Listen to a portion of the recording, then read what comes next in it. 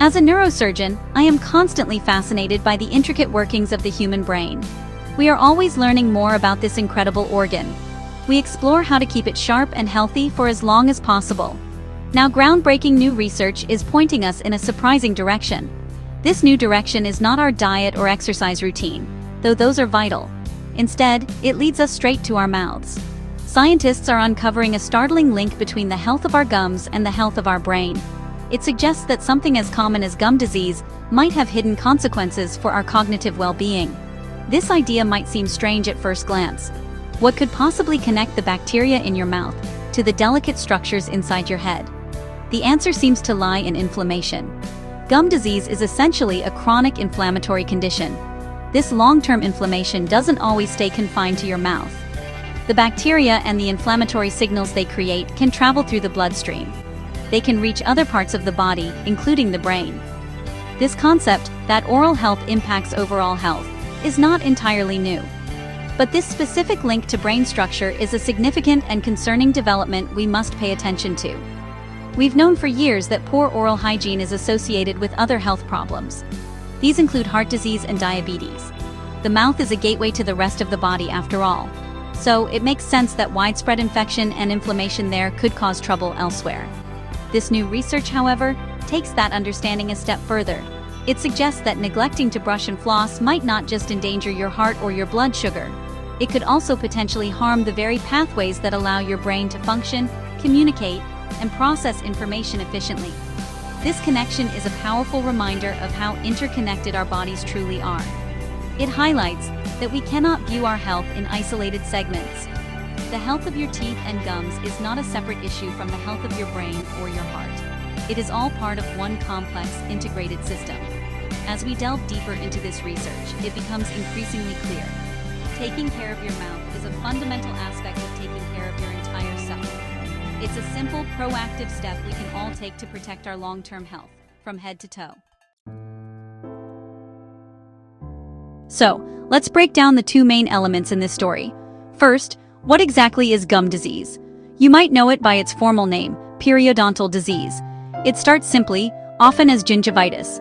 This is when your gums become red, swollen, and may bleed easily when you brush. This initial stage is caused by a buildup of plaque, a sticky film of bacteria that constantly forms on our teeth. If this plaque isn't removed, it can harden into tartar. This makes it even harder to keep teeth clean and allows the bacteria to thrive, creating a chronic infection. If left untreated, gingivitis can advance to periodontitis. At this stage, the inflammation becomes more severe. The gums begin to pull away from the teeth, forming small pockets. These pockets collect debris and can become deeply infected. As the body's immune system fights the bacteria, the bone and connective tissue that hold the teeth in place start to break down. This is a serious condition.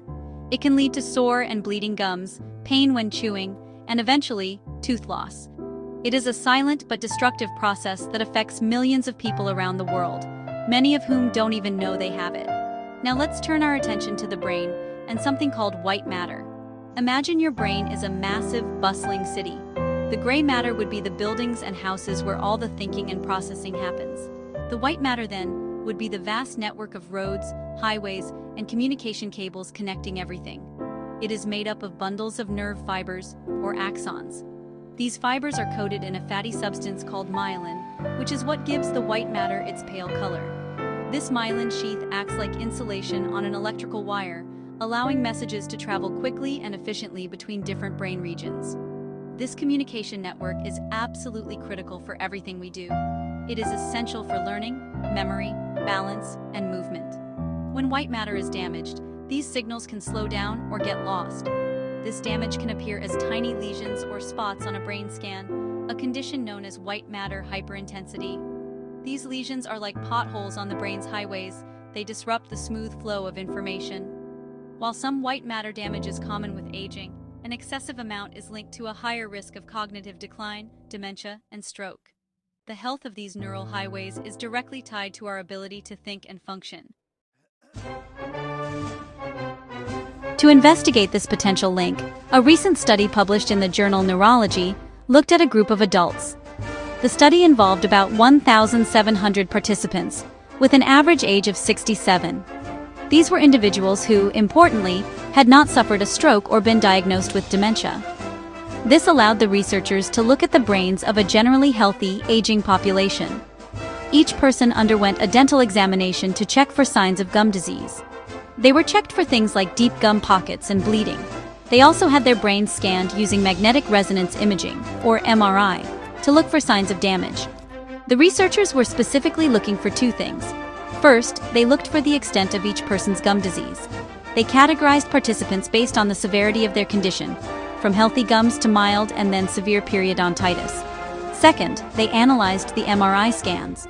They were carefully measuring the amount of white matter hyperintensities, those small lesions I described earlier, that signal damage to the brain's wiring. They wanted to see if there was any statistical relationship between the health of a person's mouth and the amount of damage visible in their brain's white matter. The results of the study were quite remarkable. The scientists discovered a clear association. They found that individuals with severe gum disease had a significantly greater amount of white matter damage compared to those with mild gum disease or healthy gums. The connection was particularly strong for one specific type of bacteria, Porphyromonas gingivalis, which is a major culprit in serious gum infections. The presence of this bacteria was linked to a greater burden of white matter lesions. This finding provides a tangible biological pathway connecting the two conditions. Now, it is absolutely critical to interpret this correctly. This study shows a strong correlation, or a link. It does not prove that gum disease directly causes white matter damage. This is a crucial distinction. It could be that another underlying factor, like a general tendency for inflammation throughout the body, is causing both the gum disease and the brain changes. However, the dose-dependent nature of the finding, that more severe gum disease was linked to more severe brain damage, makes the connection compelling. It suggests that the inflammation and bacteria from the mouth could be a contributing factor to the brain's structural health.